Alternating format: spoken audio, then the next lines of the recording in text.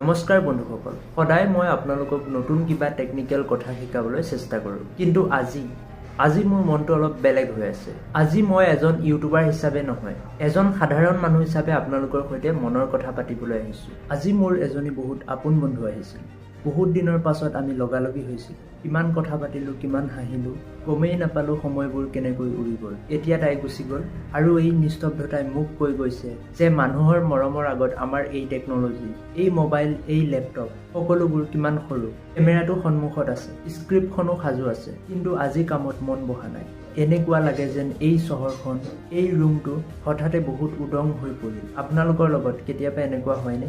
কোনোবা আপোন মানুহ আহি গুচি যোৱাৰ পাছত যেন সকলোবোৰ থমকি ৰয়। আজি হয়তো একো ডাঙৰ কথা শিকাব নোৱাৰিলে, কিন্তু ইয়াকে ক'ব বিচাৰোঁ যে জীৱনত মানুহবোৰক মৰম কৰক। টেকন'লজিয়ে আমাক সংযোগ কৰিব পাৰে, কিন্তু আপোন মানুহৰ অনুপস্থিতিৰ দুখটো কোনো ডিভাইচে দূৰ কৰিব নোৱাৰে। সোনকালেই নতুন টেক ভিডিঅ' লৈ আহিম, কিন্তু আজিৰ বাবে বিদায়।